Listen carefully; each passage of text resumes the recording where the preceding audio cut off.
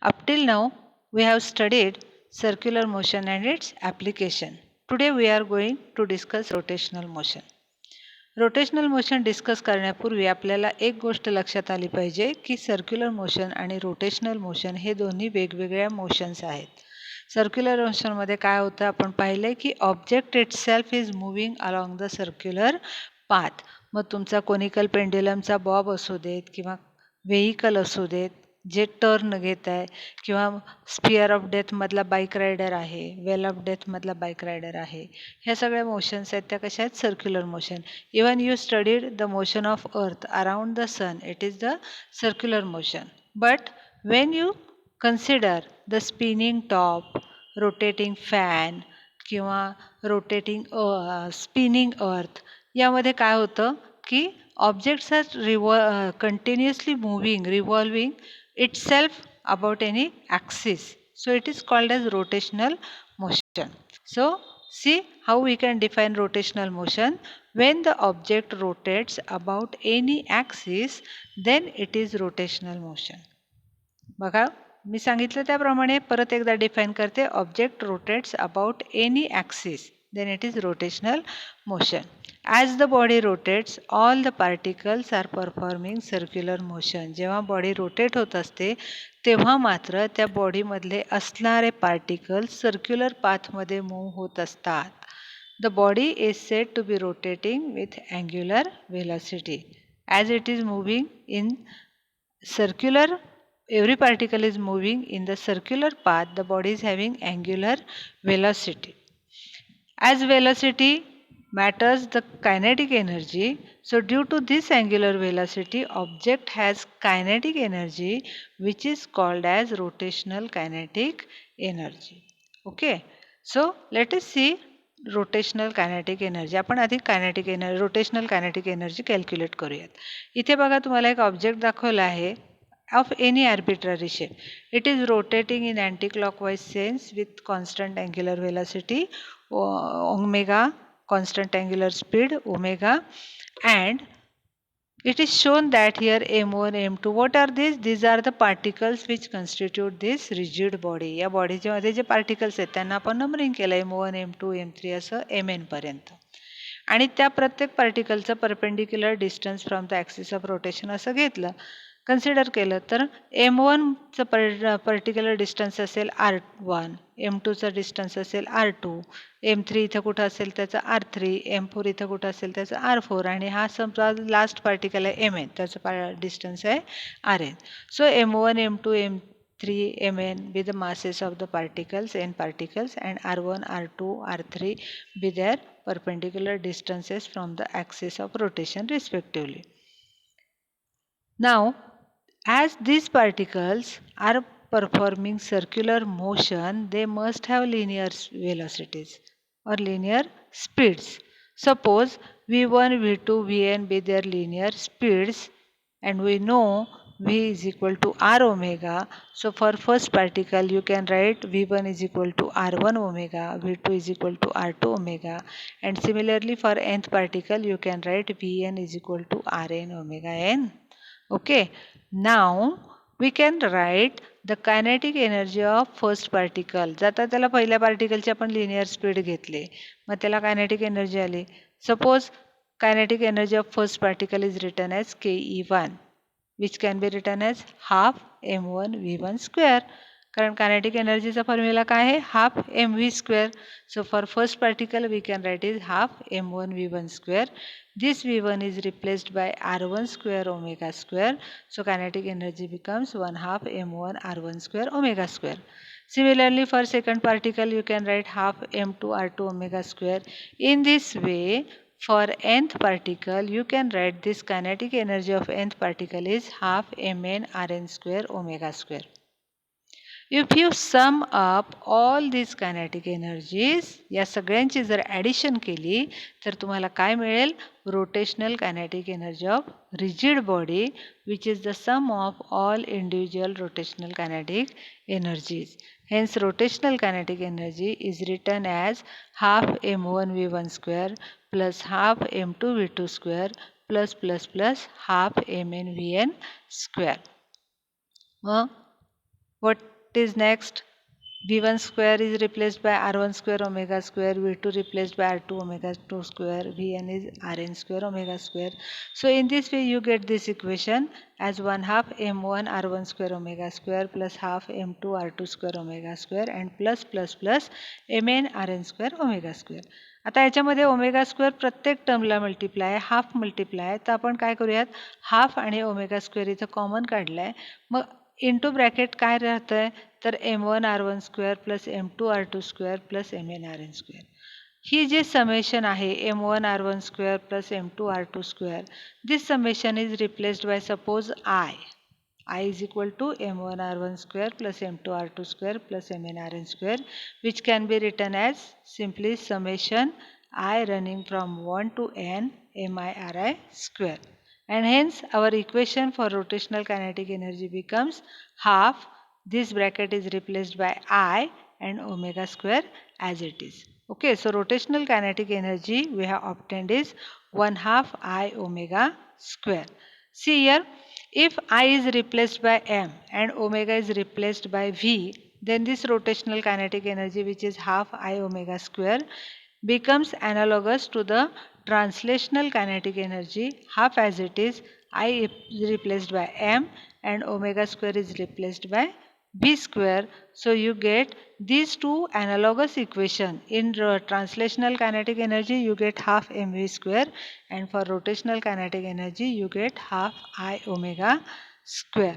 So from this we can say this I, moment of inertia in rotational motion, is replaced by mass in translational motion.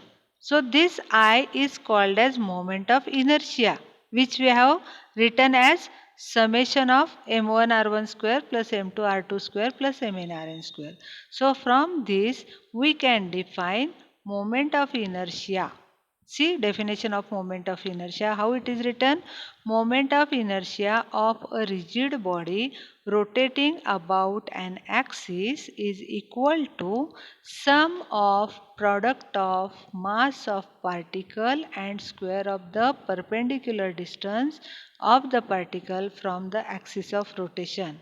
Sum of, summation चा sign आहे, product of, हा product आहे कशाचा, mass of particle and square of perpendicular distance, mi mass, ri square, square of perpendicular distance of particle from the axis of rotation. So from this formula also you can simply define moment of inertia. Moment of inertia is defined as sum of product of mass of the particle and square of the perpendicular distance of the particle from the axis of rotation. So mathematically we don't have n number of particles, so this summation can be replaced by integration sign.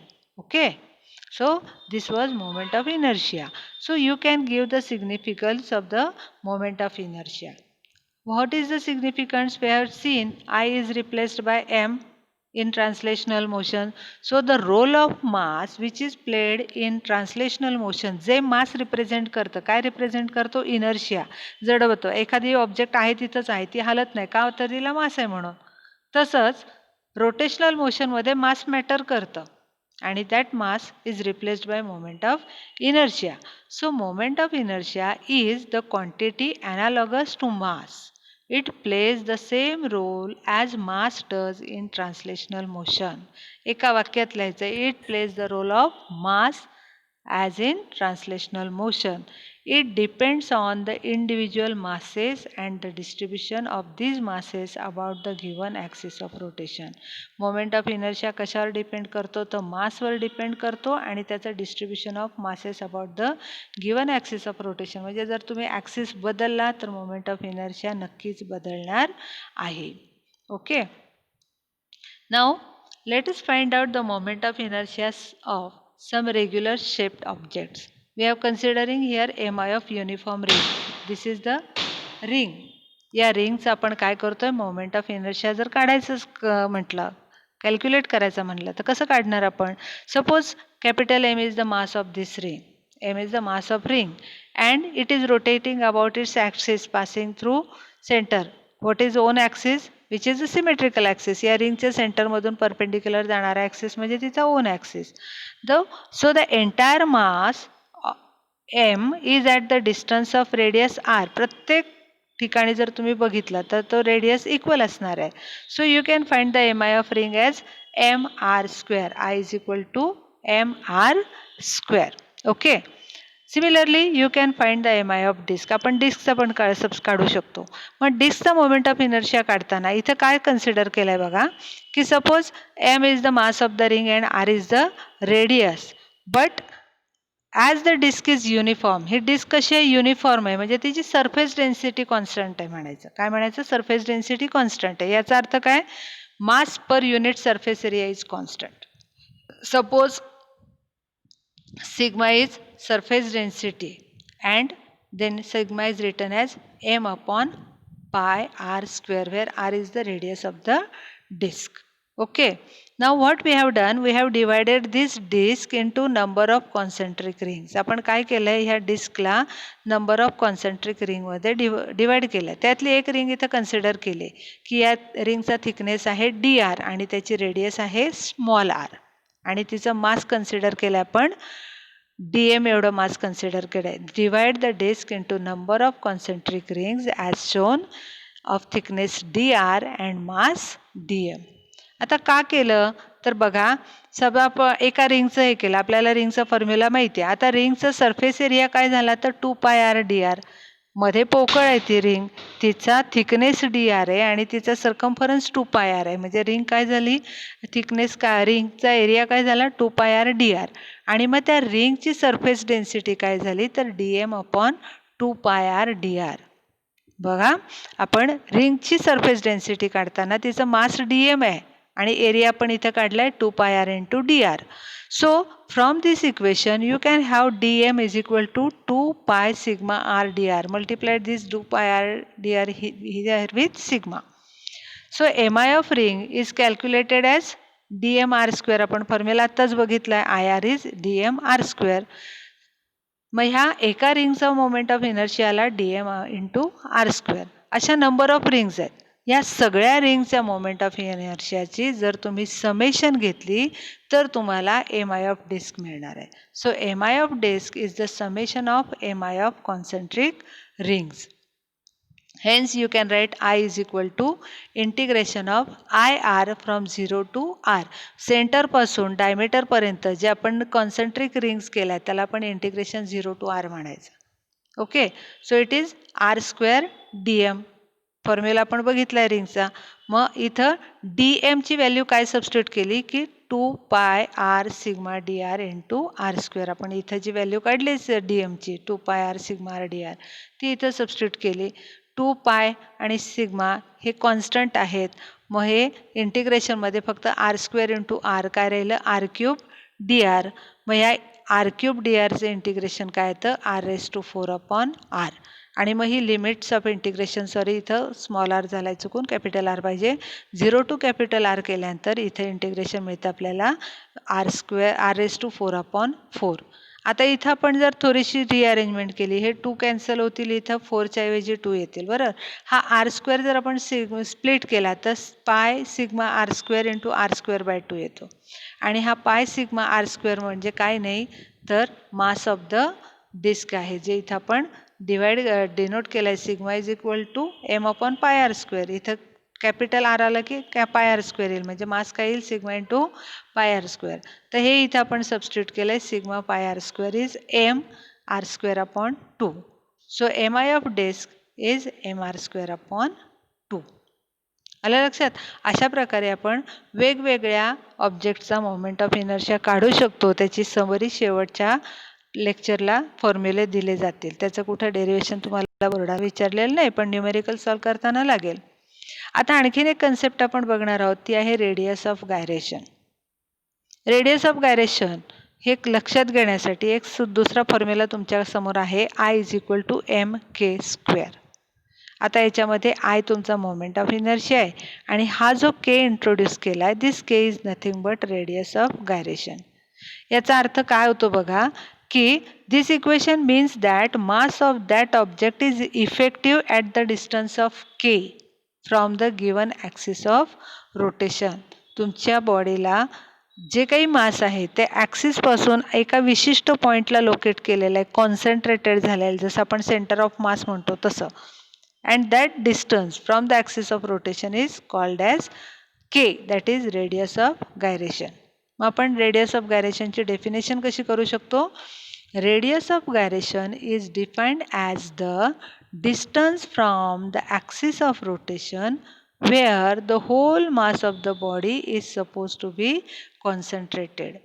बघा, तुमचं object आहे कुठल्याही शेपचं असू दे, पण समजा एखादा असा object आहे तर हा ॲक्सिस भोवती रोटेट होतोय, पण हा एवढा मोठा ऑब्जेक्ट असेल तर त्याचं सेंटर ऑफ ग्रॅव्हिटी ते कुठेतरी असेल. त्याचं distance from the axis of rotation जे काही परपेंडिक्युलर डिस्टन्स असेल that is radius of gyration. So again remember, radius of gyration is defined as the distance from the axis of rotation where the whole mass of the body is suppose to be concentrated. मग radius of गायरेशनचा physical significance काय आहे? तर K decides the distribution of mass. Axis of त्याचं centre of mass त्या axis of रोटेशनपासून किती लांब आहे याचाच अर्थ त्या ऑब्जेक्टचं मास त्या ॲक्सिसपासून कसं डिस्ट्रीब्यूट झालेलं आहे, how long it is distributed. If K is larger the mass is distributed away from the axis of rotation. जर तुमचा के लार्ज असेल तर mass is distributed away from the axis of rotation and vice versa. याच्या उलट जर केची value लहान असेल तर तुमचं मास हे ॲक्सिसच्या जवळ आलेलं असेल, ते ॲक्सिसपासून लांब जास्त डिस्ट्रीब्यूट केलेलं नाही.